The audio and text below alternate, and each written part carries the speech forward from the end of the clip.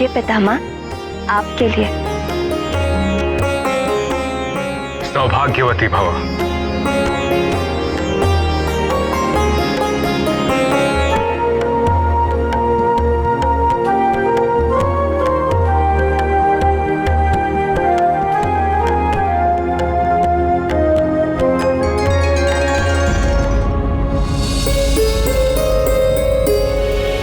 वानरराज, युवराज कहाँ है? यही तो है, अभी तो लिटाया मैंने।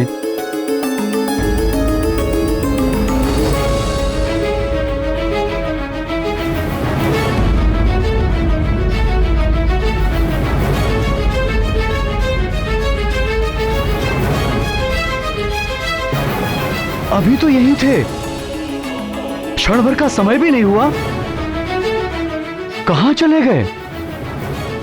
किसी ने मेरे लाल को देखा क्या? कहां जा सकता है? किसी ने तो लिया होगा, अदृश्य तो नहीं हो सकता। देखिए कहीं पलंग से नीचे तो नहीं गिर गया।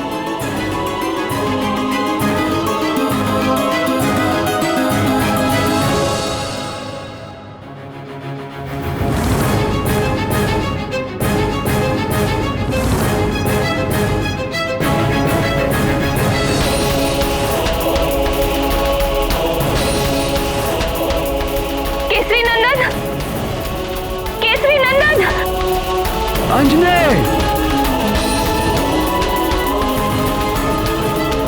अंजने!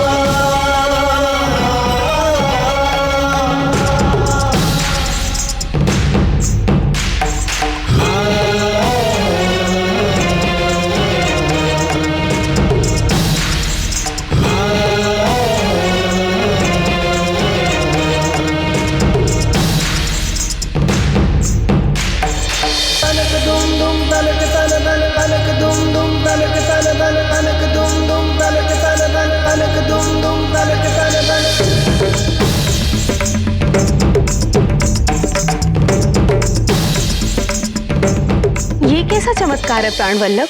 2 दिनों के हनुमान लल्ला घुटनों पर चलने लगे, इसमें आश्चर्य कैसा? हमारे श्याम सुंदर ने भी जन्म से 6वें दिन ही राक्षसी पूतना के प्राण खींच लिए थे। आंखें जो देखती हैं और जिसे सत्य मानती हैं, वो अधिकतर एक भ्रम होता है। सर्वव्यापी भगवान शंकर अपनी 8 मूर्तियों के रूप में इस जगत के हर तत्व में वास करते हैं।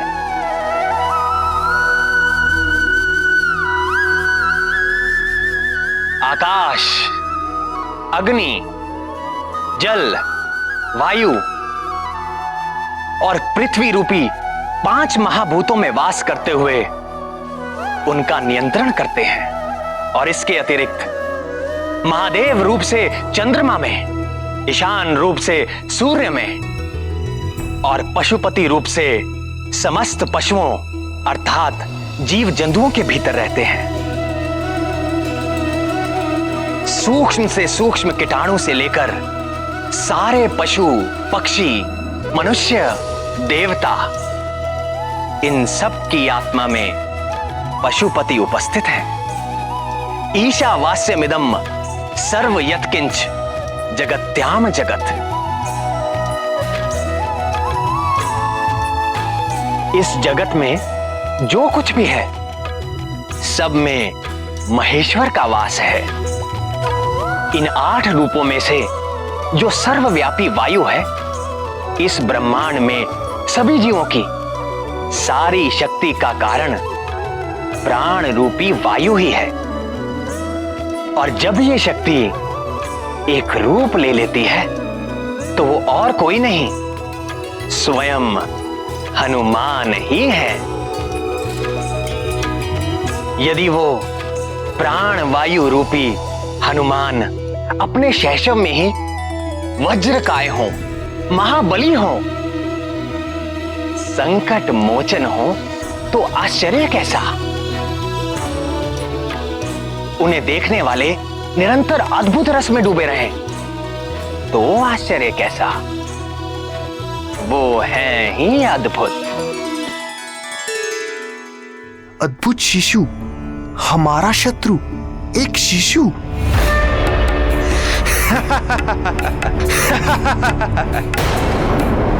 वाली भैया, मुझे आपसे ये आशा नहीं थी। अब आप शिशुओं से भी प्रतियोगिता करने लगे। ये कोई हंसने की बात नहीं है सुग्रीव। वो मरकट कोई साधारण शिशु नहीं है।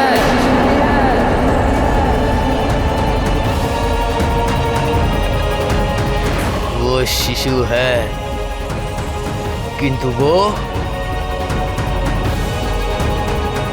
वो मायावी शक्ति संपन्न है। मायावी है तो भी न जाने कितने यक्ष राक्षस आदि घूमते रहते हैं, सब तो हमारे शत्रु नहीं हो जाते। और फिर एक शिशु।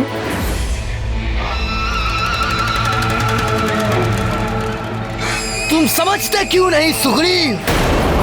तुम मुझ महानतम के निर्णय पर संदेह कर रहे हो।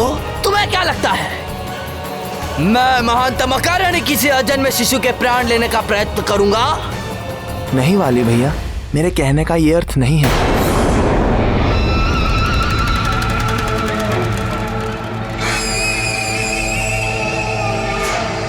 तो क्या अर्थ है? क्या किसी विष भरे सपोले को इसीलिए पालते रहना चाहिए कि वो अभी शिशु है, नवजात है? अरे मूर्ख, बुद्धिमान तो वही है जो विष वृक्ष को बढ़ने से पूर्व ही उसे जड़ से उखाड़ के फेंक दे। वह मरकट हमारे किष्किंधा राज्य और परिवार को ग्रसने वाला राहु है। यदि हमने उसका नाश नहीं किया तो वो हमारा विनाश कर देगा।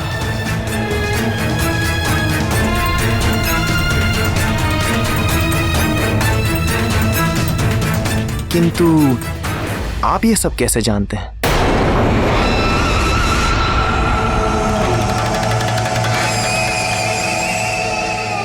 स्वयं देवर्षि नारद जी ने मुझ महानतम को यह सूचना दी।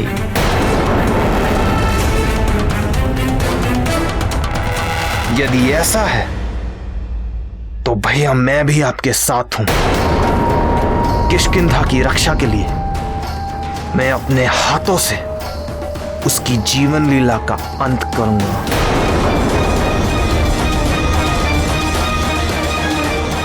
आप जब कहें तब मैं चलने के लिए प्रस्तुत हूं। कब चलना है?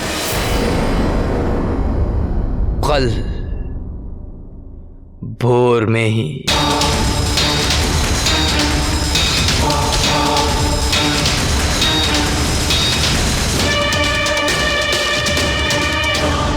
गजाननं भूतगणादिसेवितं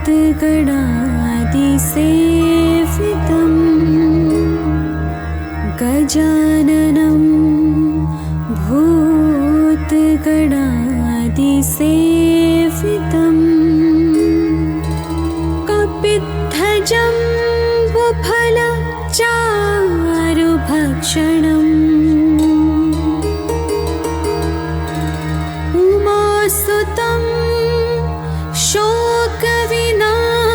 नाशकारकम् नमामि विघ्नेश्वर पादपङ्कजम्।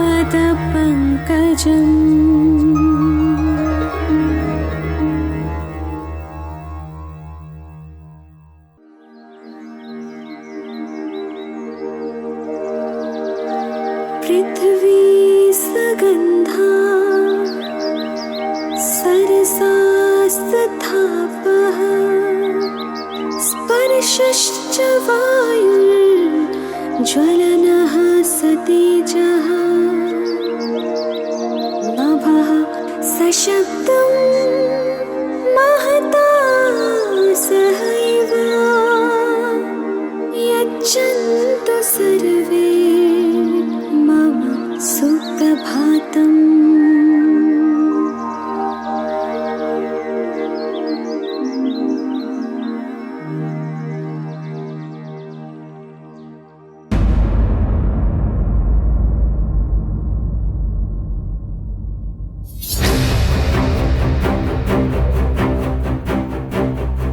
सोच कह रहे हो भैया, फिर चलता है। अरे बुद्धिहीन, यदि किसी सैनिक ने हमें देख लिया तो पकड़े गए तो बंधक बना के रख लिए जाएंगे, और पहचाने गए तो? भैया मैं सोच रहा था सोचने का काम तुम मत करो सुग्रीव, वो तुम मुझ महानतम के लिए छोड़ दो। तुम केवल मेरी आज्ञा का पालन करो, समझे? जी भैया। भैया मेरे मन में एक विचार।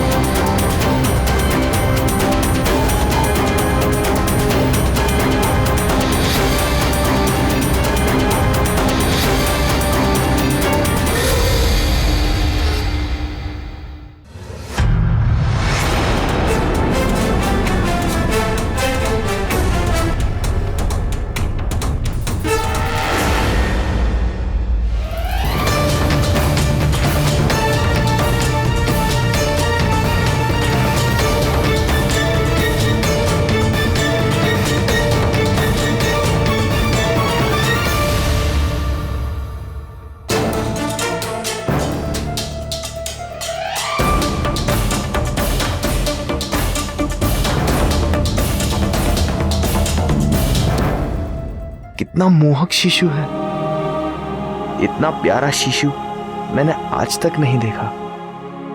प्यारा शिशु? अरे मूर्ख, ये वही मरकट है, हमारा शत्रु, किष्किंधा का शत्रु। किंतु भैया वो मरकट नवजात है, कुछ दिन पूर्व ही जन्मा है, किंतु ये तो 5-6 मास का दिख रहा है।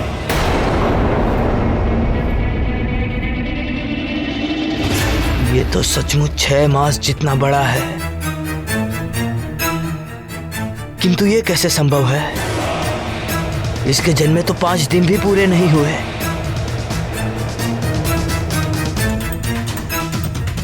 कोई और होगा हमारा शत्रु, ये तो कहीं से भी दुष्ट नहीं लगता। ये तो कितना शांत है, इसे तो देखने से ही मन में आनंद सा उठता है। ये वही शिशु है, मुझ महानतम से ये भूल नहीं हो सकती। किंतु भैया विंतु कुछ नहीं, तू जानता नहीं, ये दुष्ट बड़ा ही भयानक मायावी है। मायावी? मुझे तो नहीं लगता। जब तक प्राणी का कर्म शुद्ध नहीं रहता, तब तक उसकी बुद्धि अशुद्ध रहती है। वो सत्य को सामने देखकर भी देख नहीं पाता। उसके कल्याण का मार्ग बार बार उसके सामने आता है, फिर भी वो उसका चुनाव नहीं कर पाता। समझाने वाले को वो अपना शत्रु समझता है और अंत में अपने सर्वनाश को प्राप्त हो जाता है। विनाश काले विपरीत बुद्धि। वाली परम संत हनुमान को बार बार देखकर भी उससे शत्रुता करता रहा और अपने अंत काल तक ऐसे ही भटकता रहा। कर लिया लल्ला ने स्नान, अब कर लीजिए थोड़ा ध्यान। हार कंठ में कुंडल कान, कितने सुंदर है मुस्कान।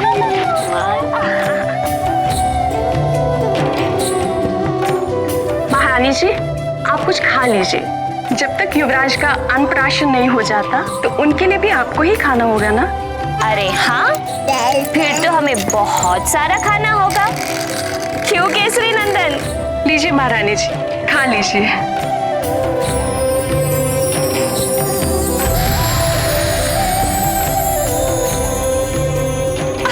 नहीं नहीं नहीं, अभी नहीं। ढाई माँ, आप भी खाइए ना। अभी नहीं, अन्नप्राशन के बाद।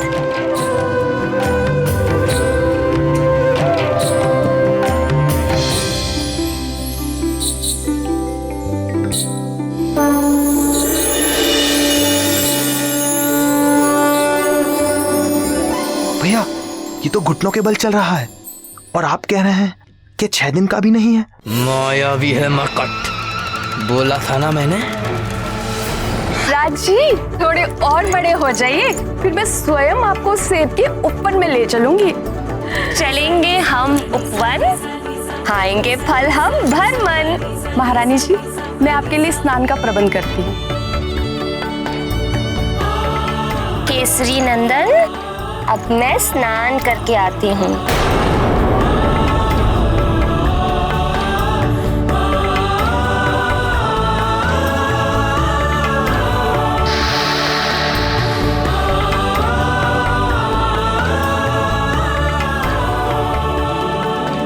अब माँ जा रही है करने स्नान और आप कीजिए कुछ क्षण आराम। चलो चलो, लेट जाओ।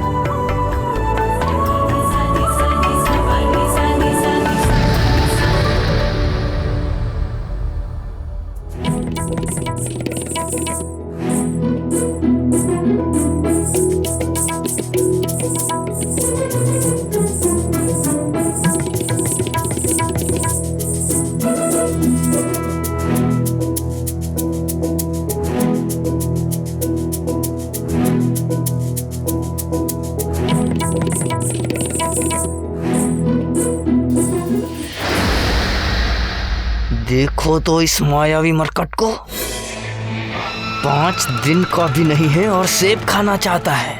किंतु भैया,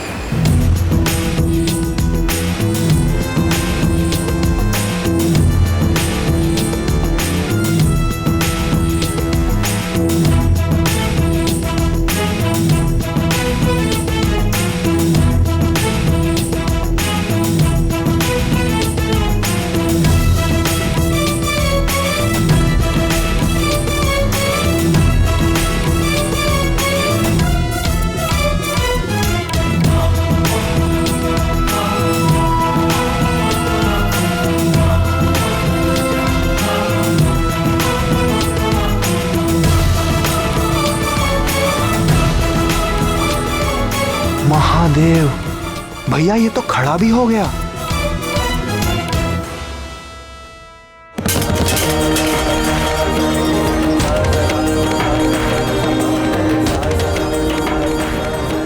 ये तो सच में चमत्कारी शिशु है। चमत्कारी नहीं, मंदबुद्धि,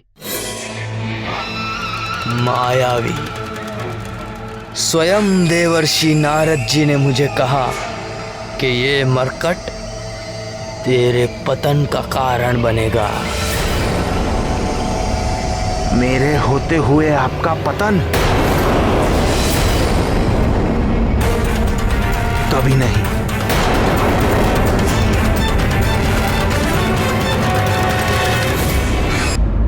स्वयं देवर्षि नारद जी ने मुझे कहा कि ये मरकट तेरे पतन का कारण बनेगा। मेरे होते हुए आपका पतन कभी नहीं।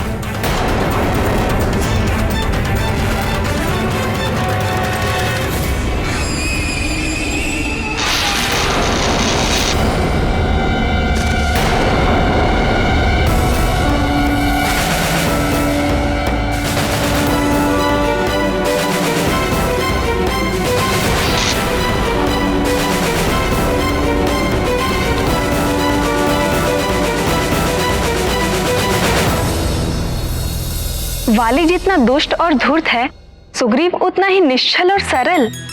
कितनी सरलता से वो घमंडी वाली के झूठ में आ गया। निर्मल मन जन सो मोही पावा, मोही कपट छल छिद्र न भावा। सरल व्यक्ति जैसा स्वयं है वैसा ही संसार को देखता है। जैसे सुग्रीव का हृदय सरल है, इसी कारण वो मेरा मित्र है। जिसके हृदय में छल और कपट हो वो मुझे पा ही नहीं सकता।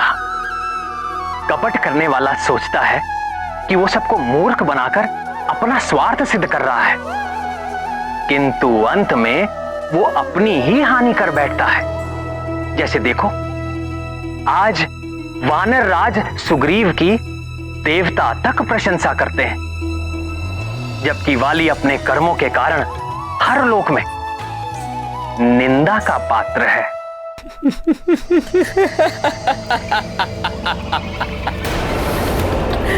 भैया मैं गिर गया और आप हंस रहे हैं? क्योंकि मैं भी तुमसे पूर्व इसी तरह गिर चुका हूं, ठीक वहीं से।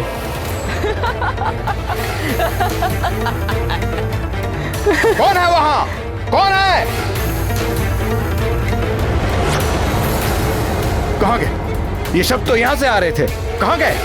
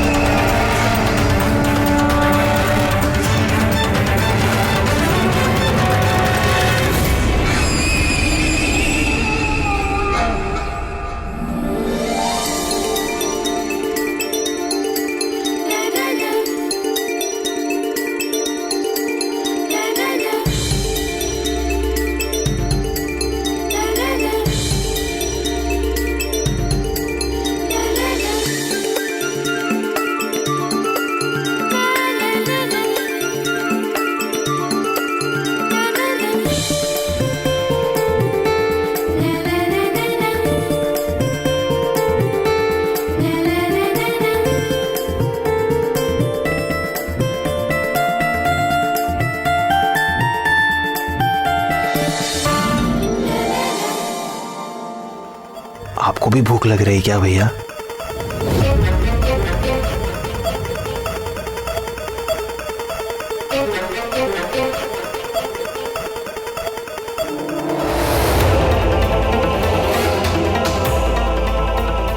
आपने मेरे प्रश्न का उत्तर नहीं दिया भैया।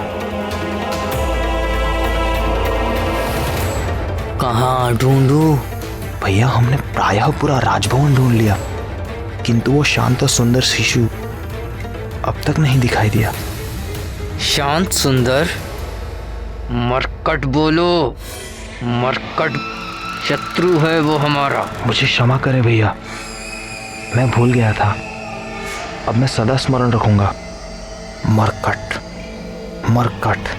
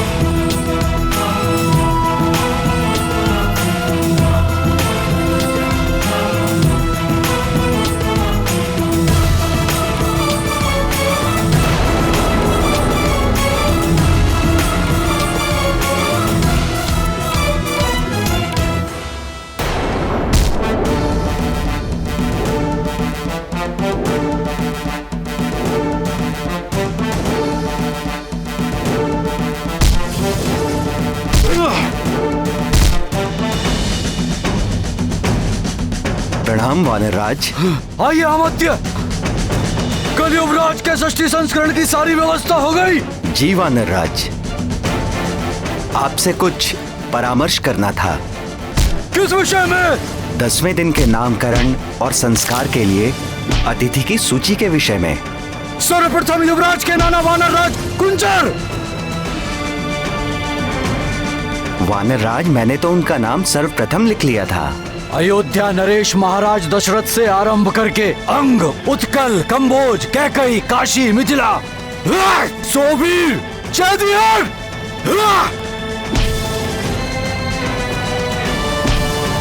7 सभी मित्र राज्यों को निमंत्रण दे। मलय, माल्यवान, मैनक और मध्यांचल के भी शासकों को निमंत्रण भेजिए।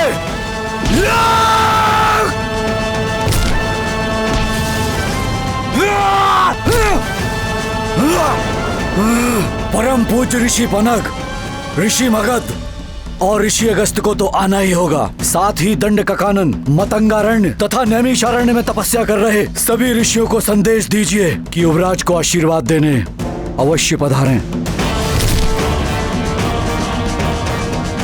और हमारे सीमावर्ती किष्किंधा के राजा ऋक्षराज और उनके पुत्र वाली और सुग्रीव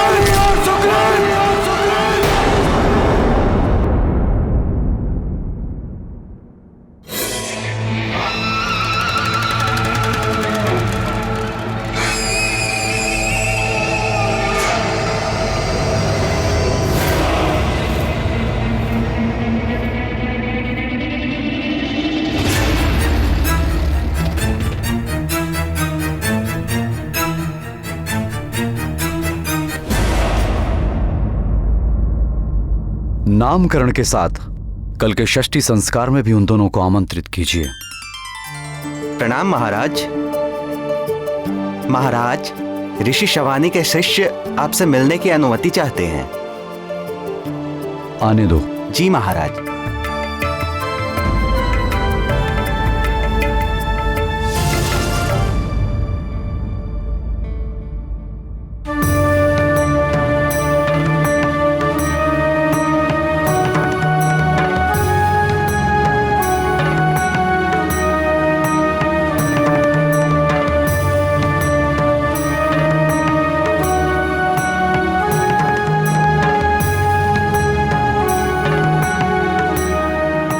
प्रणाम महाराज। प्रणाम तपस्वी। हम दंडकारण्य से आपको कुछ सौंपने आए।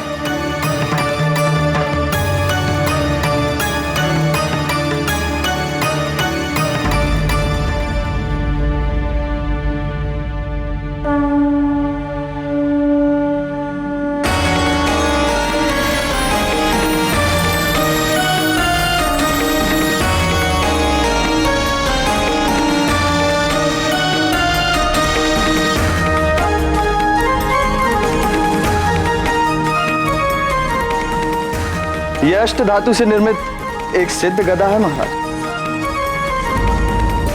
हमारे गुरु के गुरु ने यह गदा तपस्या करके स्वयं दिव्य शक्तियों से प्राप्त की थी महाराज। किस प्रयोजन से? और एक तपस्वी का गदा से क्या कार्य? राक्षसों से संघर्ष करने के लिए हमारे गुरु के गुरु ने क्षत्रिय कुल में जन्म लिया था महाराज। किंतु कालांतर में उन्होंने हिंसा का त्याग करके अहिंसा का व्रत धारण किया था महाराज। उनके देहावसान के पश्चात यह गदा हमारे गुरु ऋषि सावर्णी की सुरक्षा में थी। सुरक्षा में? जी। वे अपने गुरु की आज्ञा अनुसार इस गदा के अधिकारी के जन्म लेने की प्रतीक्षा कर रहे थे। किंतु 2 सप्ताह पूर्व उन्होंने भी देह त्याग दी। अपने देहांत के पूर्व उन्होंने कहा था कि यदि यह गदा आश्रम में रही तो किसी राक्षसी शक्ति में पड़ जाने का संकट हो सकता है। अतः उनके आदेश पर ही हम यह सिद्ध गदा आपको सौंपने आए हैं। किंतु मुझे ही क्यों? उन्होंने कहा था कि शम्भ साधन नामक राक्षस के वध के पश्चात आप ही इस गदा के योग्य अधिकारी हैं। अच्छा, जो इसके वास्तविक अधिकारी हैं वो कौन है? मैंने भी उनसे यही प्रश्न पूछा था। तो उन्होंने क्या उत्तर दिया? समय आने पर इस गदा का वास्तविक अधिकारी स्वयं आपसे यह गदा मांग लेगा महाराज, और आप ये गदा उसे सहर्ष दे भी देंगे। ऋषियों की बातें सदा समझ में नहीं आती, किंतु समय बीतने पर हर रहस्य खुल ही जाता है।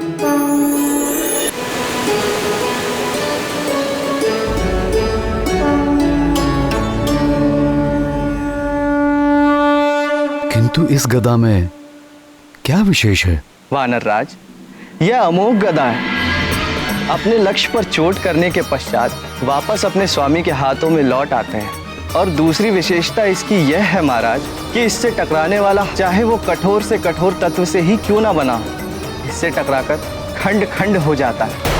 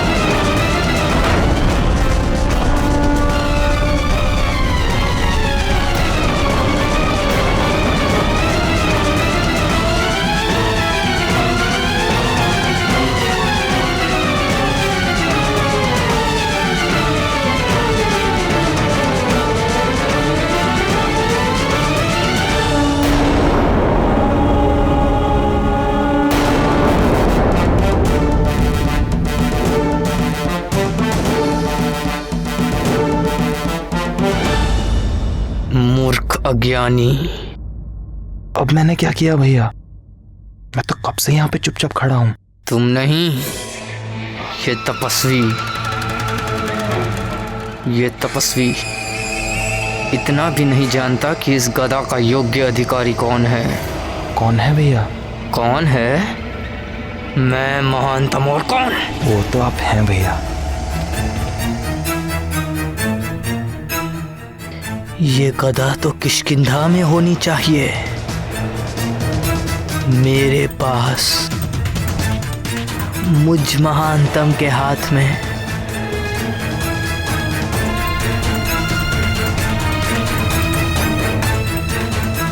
ये तो बहुत ही अद्भुत गदा है। आपके गुरु के गुरु अवश्य ही कुशल योद्धा रहे होंगे। मैं आपका धन्यवाद करता हूं। बताइए इस गदा का मैं कैसे प्रतिदान करूं? नहीं महाराज, हमें कोई प्रतिदान नहीं चाहिए। आप राक्षसी आक्रमण और आतंक से निर्दोष मनुष्यों व प्राणियों की रक्षा जैसे करते आए वैसे ही करते हैं। यही हमारे गुरु की इच्छा थी। प्रजा की रक्षा करना राजा का कर्तव्य होता है और ऋषियों को दान करना भी राजा का कर्तव्य है। मंत्री जी। जी महाराज। इन युवा तपस्वियों को हमारी ओर से 1 सहस्त्र स्वस्थ गायें प्रदान करें। अब आप लोग विश्राम करें और कुछ दिनों तक हमारे अतिथि बनकर रहें। आपकी जय हो राजन। परम शक्तिशाली ईश्वर आपकी भुजाओं में और बल दे, आपके वंश को बढ़ाए और सदैव सुरक्षित रखे।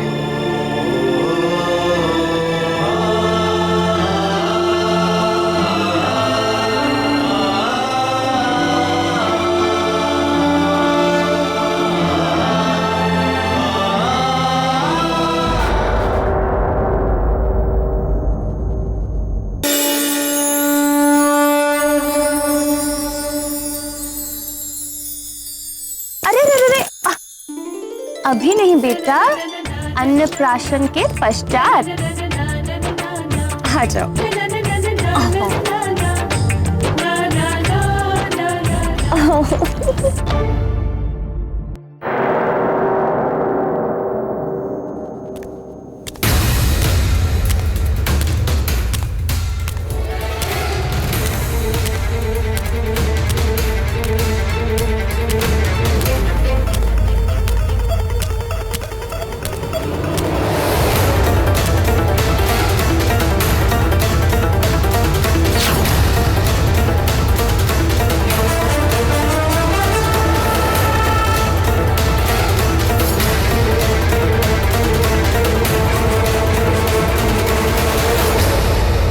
प्रिय अंजने, ये देखो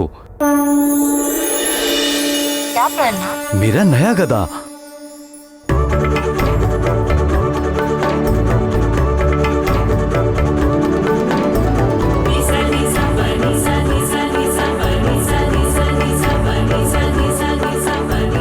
जानती हो इसकी विशेषता क्या है?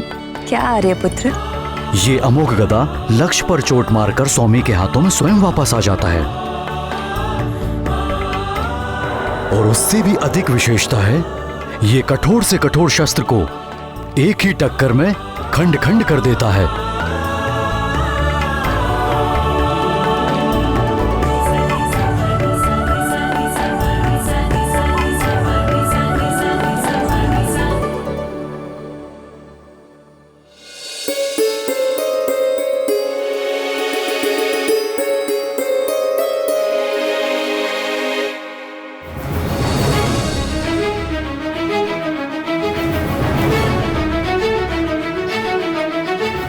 ये सब किसने किया प्रिय? न जाने किसने किया। मेरे कक्ष से जाने के पूर्व तो ये सब सेब वहां पेट पर पड़े हुए थे। आपके जाने के पूर्व कोई कक्ष में आया था क्या? नहीं, कोई भी नहीं। सिर्फ आपके ये पुत्र ही थे। किंतु हमारे पुत्र तो कुल 5 दिन के हैं। वो यहाँ तक कैसे पहुँच पाएंगे? वो तो अभी खड़े भी नहीं हो सकते।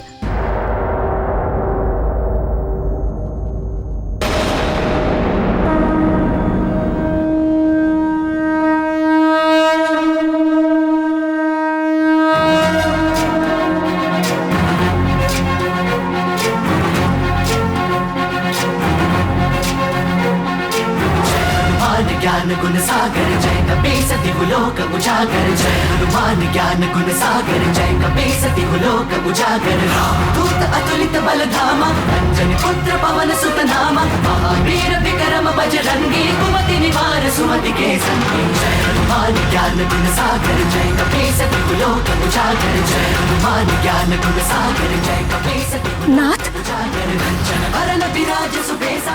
ये देखिए, कुंचित केसा हाथ वज्र और ध्वजा विराजय कांधे मूंज जनेऊ साजय जय हनुमान ज्ञान गुण सागर जय कपीसति लोक उजागर जय हनुमान ज्ञान गुण सागर जय कपीसति लोक उजागर जय।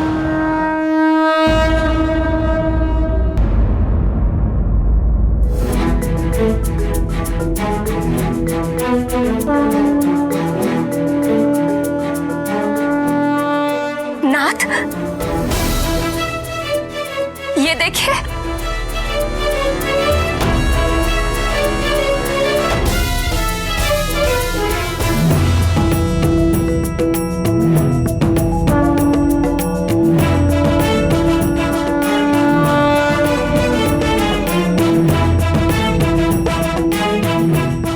सर्वप्रथम भार में वृद्धि और अब खड़े भी होने लगे, वो भी अपने आप, बिना किसी की सहायता के। केवल 5 दिन में इतना विकास? एक ओर मुझे प्रसन्नता हो रही है तो दूसरी ओर चिंता। चिंता की तो कोई बात नहीं। तो हमारा पुत्र सच में? कुछ मत कहिए, माता पिता की भी दृष्टि लग जाती है। विलक्षण है।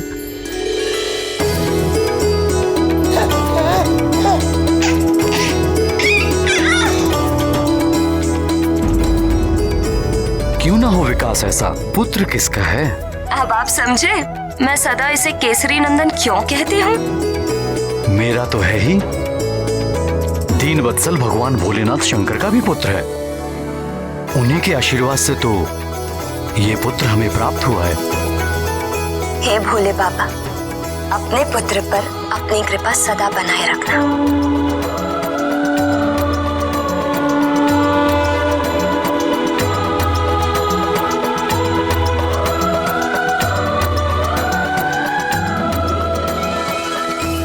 आज तो मुंह मीठा करने के दो कारण हैं।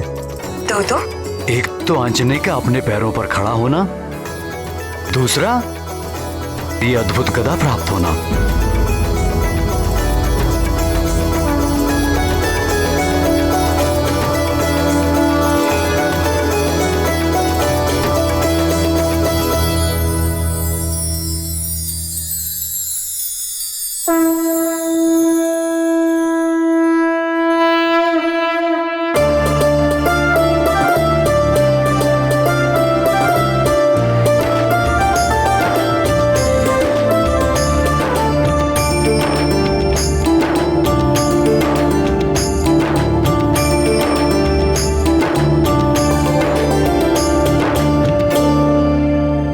मैंने सुना था कि पुरुष कभी बड़े नहीं होते, सदा बालक बने रहते हैं। आज साक्षात देख भी लिया।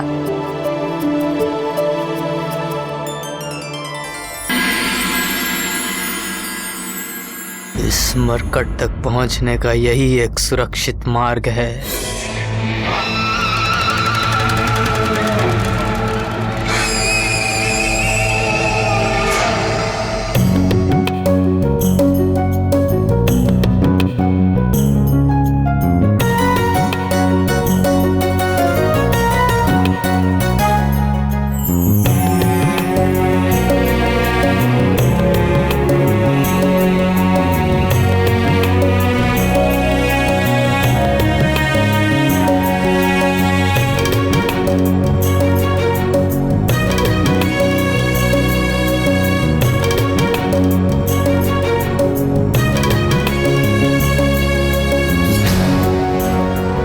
अरे वाह, गदा चाहिए? पक्के योद्धा के लक्षण हैं। किंतु अभी आप छोटे हो युवराज, थोड़े बड़े हो जाओ, फिर जितने कहोगे उतने गदा ला देंगे। अच्छा, ये गदा? आप कहोगे तो ये गदा भी आपको दे देंगे, किंतु उससे पहले आपको हमारी तरह बलशाली होना होगा। व्यायाम करके, खा पी के। खाने से याद आया, हमें बड़ी प्रबल भूख लगी है। हम अभी आते हैं। हाँ?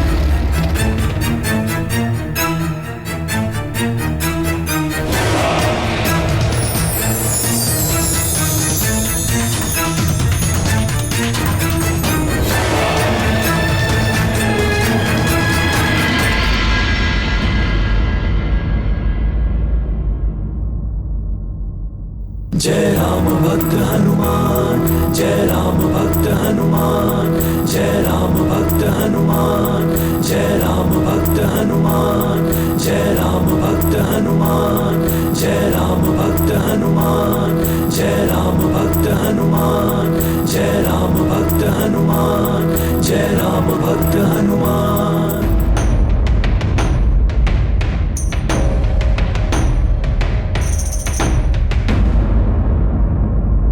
जय राम भक्त हनुमान, जय राम भक्त हनुमान, जय राम भक्त हनुमान, जय राम भक्त हनुमान, जय राम भक्त हनुमान, जय राम भक्त हनुमान, जय राम भक्त हनुमान।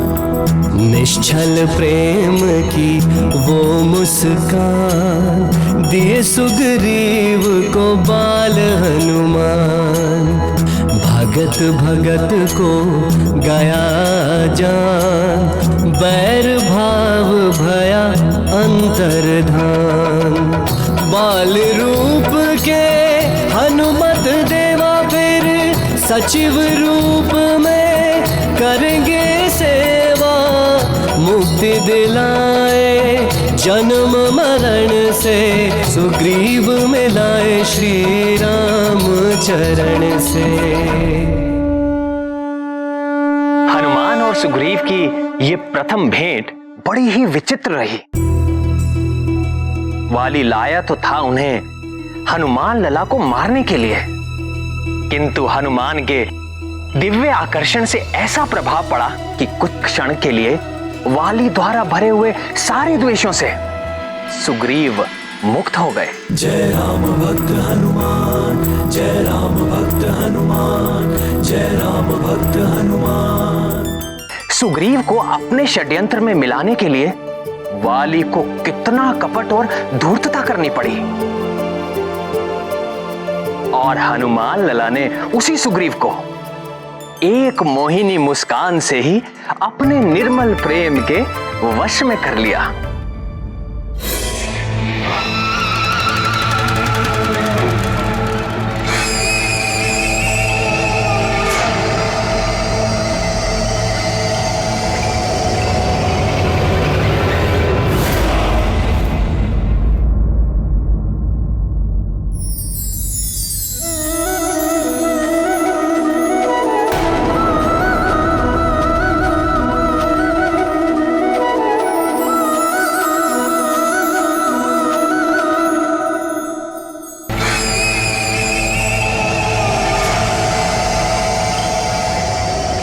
सुग्रीव, सुग्रीव,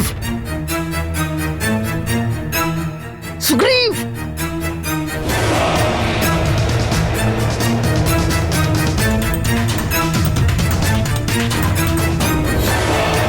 सुग्रीव, सुग्रीव। अब इस मरकट को गोद में उठाकर मूर्ति की तरह क्या खड़े हो? काम हो गया, चलो।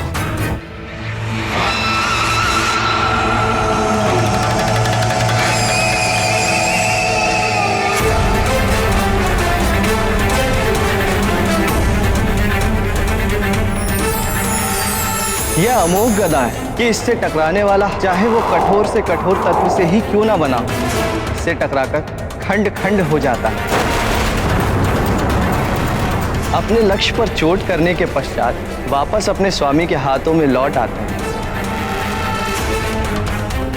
क्या कर रहे हो भैया? चलो। अरे ठहर तो।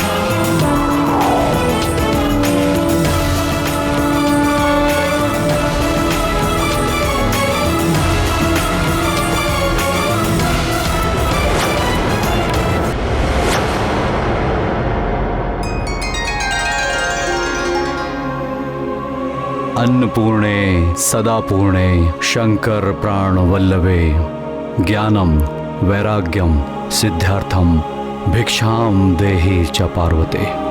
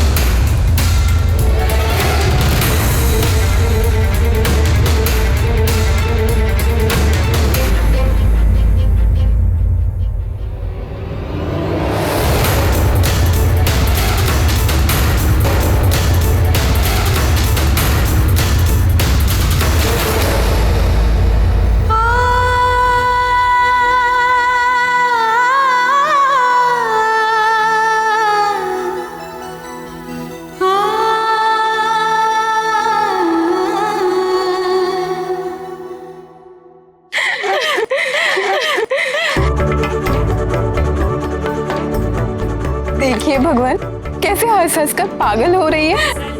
अरे वानर तो वानर होते हैं, उनका स्वभाव ही वानर का होता है। हाँ प्राणवल्लभ, ये बताइए कि रावण तो बड़ा ही पराक्रमी था, उससे तो देवराज इंद्र भी डरते थे। तो रावण के नाश में सहायता के लिए आपने वानरों का चुनाव ही क्यों किया प्रभु? रावण के अंत के लिए वानरों का चुनाव मैंने नहीं, स्वयं रावण ने ही किया था। स्वयं रावण ने? स्वयं रावण ने? वल्लभ, ये बताइए कि रावण तो बड़ा ही पराक्रमी था, उससे तो देवराज इंद्र भी डरते थे।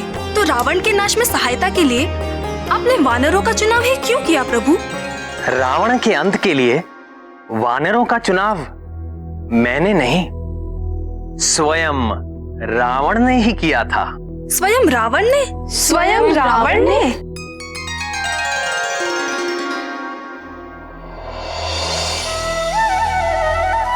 सृष्टिकर्ता ब्रह्मा जी से वरदान मिल जाने के पश्चात दुर्बुद्धि रावण स्वयं को अजय समझने लगा और राक्षस राज की स्थापना के लिए सर्वप्रथम उसने राजधानी के रूप में लंका नगरी का चुनाव किया, जो रावण के सौतेले भाई कुबेर के अधिकार में थी। उसे निकाल करके दशानन ने स्वर्ण नगरी लंका पर अपना वर्चस्व स्थापित कर लिया।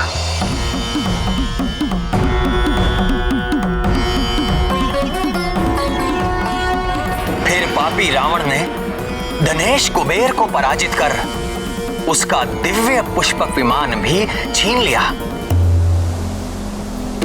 दुष्ट रावण अपनी विजय का प्रदर्शन करने के लिए संसार भर में घूमने लगा कि देखो, अब इस पुष्पक विमान का स्वामी मैं हूं।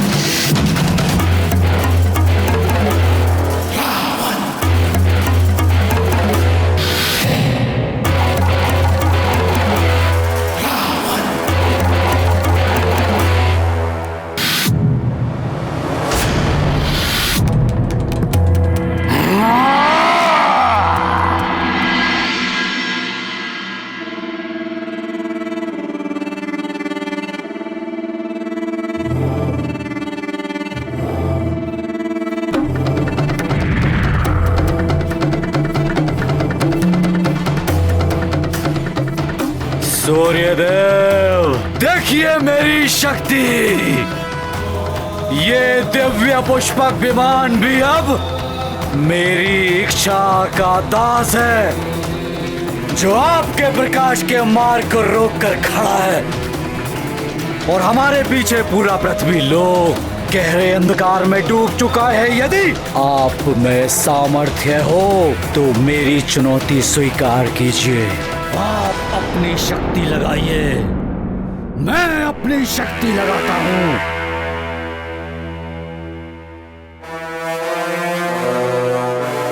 इस उद्दंड अहंकारी से क्या उलझना अरुण? इसका ना तो कोई कर्तव्य है और ना कोई धर्म। हमें स्वयं प्रकाशित होकर इस पूरे जग को प्रकाशित करना है। चलो अरुण। सारे देवता दशानन की उपलब्धि से जलते हैं।